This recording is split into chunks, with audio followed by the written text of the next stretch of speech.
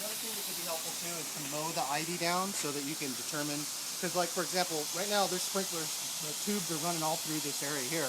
In the case that we have a really big tree in these areas with a lot of ivy, there could be broken pipes underneath that area that you wouldn't see unless you mowed the ivy in that case.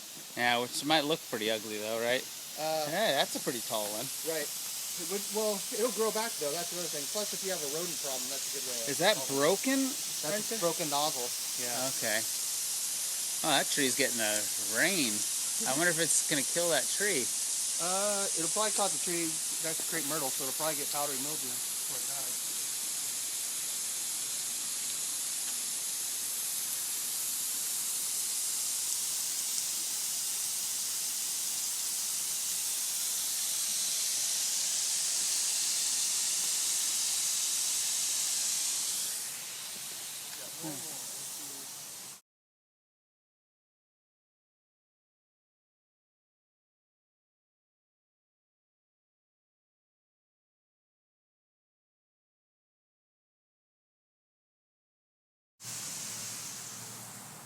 To kind of streamline what you guys were doing and working in areas as we were talking about before. So in case you were going to start with 1 meter, change out the controllers, change out, for example, this is watering turf as well as shrub areas. So this would be a good candidate for the turf removal because you got 2 different types of material watering right now.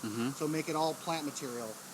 So anywhere that you have in these different areas that we're looking at that are mixed use, watering turf and shrubs at the same time, those are good candidates to make it all one type of plant material as far as shrubs. All right. Ground cover.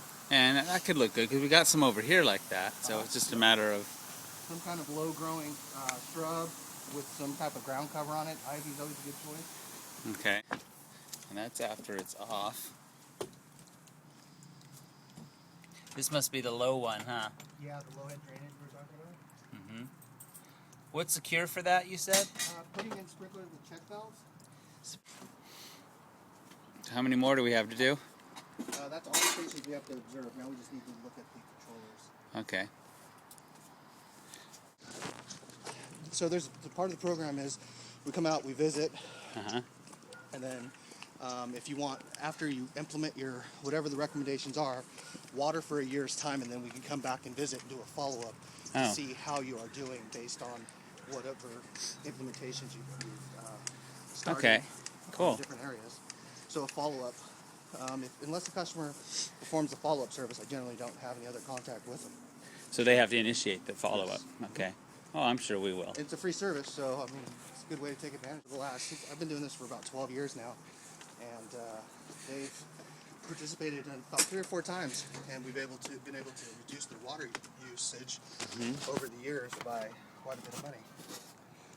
In timers. So the most that you can get out of all the rebate is $50,000. Maximum on turf is 20, and then the combination between the weather-based and the hardware program is the additional 30,000. Okay. So in the case that these stations, so like for example, RM18 qualifies for anywhere from, and this will be in the report because I don't have the true numbers. It'll be like I think it's up to $700. If it's 700 to 1,000, and because you're at 18, if you were at 24 and above, then you would get the full rebate. So it's a scale based on if it's, from 1 to 12, you're going to get anywhere under $500 depending on the number of stations. So you're using all 12, so you get maximum per station. No, for the whole clock. So if the Okay. case that for the clock itself, so like to go for the climate, the weather clock. So this would be like $500. This one here, I want to say, is approximately $700, $700, and this one here would probably be about $300. Okay. Because there's only 8 stations. Are the stations the same price regardless of the size? Don't understand your question. Well, like if you had is a climate-based control weather-based irrigation timer relative to the size of the number of stations there are. Is it relative to it? Well, like that's a $300 rebate, but is each one going to cost us the same amount? No. The lower the stations, the less the money. Higher the stations, more. Okay, all right. That's what I was trying to get at. Okay. I mean, the weather-based. Is that like the full cost of it, or does it cover most of it, or? So I'm sorry. One more time. What was the question? Well, say if we got a rebate for $500 for a weather-based control. It covers, so in the case that, so like for example, 8-station controller here. Like there's a a product called Smart Line Controller. Mm-hmm. Buy the irrigation controller for about $300. Buy the weather station for about another $150. Buy a little modular, comes as a 4-station. Or $450 there, yeah. So $450. Then you pop in 2 modulars at I think $40 a piece, so that's $80. So you're about $520 or $500. So it's pretty close to the whole so cost. at that point, in some cases, but then that's one type of controller. You can go out and buy a Cadillac controller that will allow you to do other things. Like for example, you have a variety of controllers here. You have an Irritrol controller, you have a Rainmaster controller, you have a Sterling controller.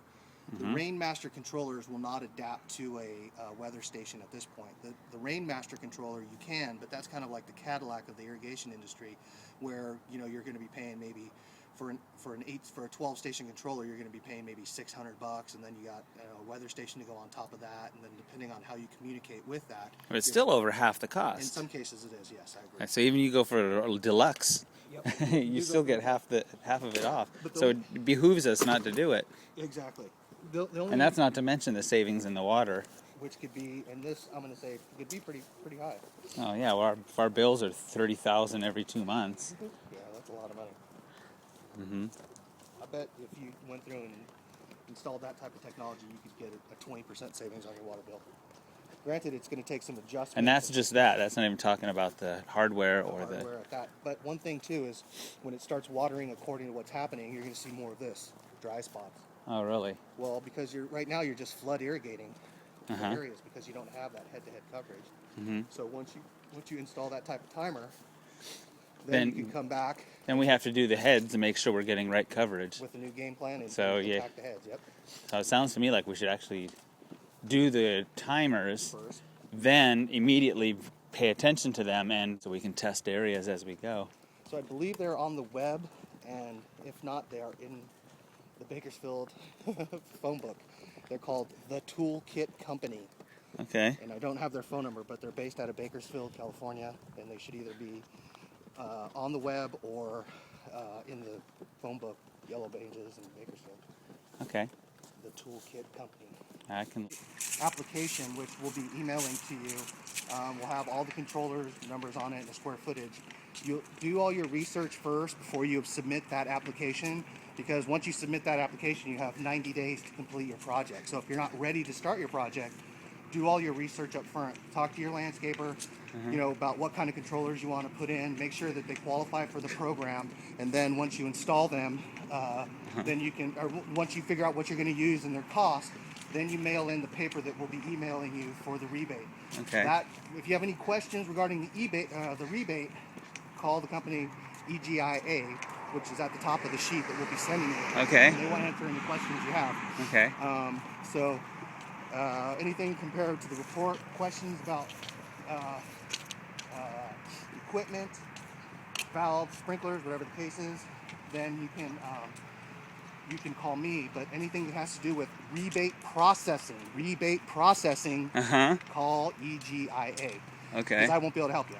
And all I'll do is say call them, because they'll tell you or answer any questions. We do the pre-inspection that we just went through, and they will do the rebate dollar. They'll issue you the check and all that. Alrighty. Okay. And we'll come back. Alrighty. Sorry we had to end it. We're almost done. Darn, if we just had the phone. Yeah. Just And I think that's going to be a long way to come back. That it is. Whoop. No fun pooping your pants. No fun pooping your pants. Just sorry we didn't let them know, in advance. If we needed to go to the bathroom, we could have went up to the office. They would have let them. Yeah, he could have. Yeah, He's probably sitting by the car calling, hearing the phone ring in the car. probably, yeah. I gotta poop.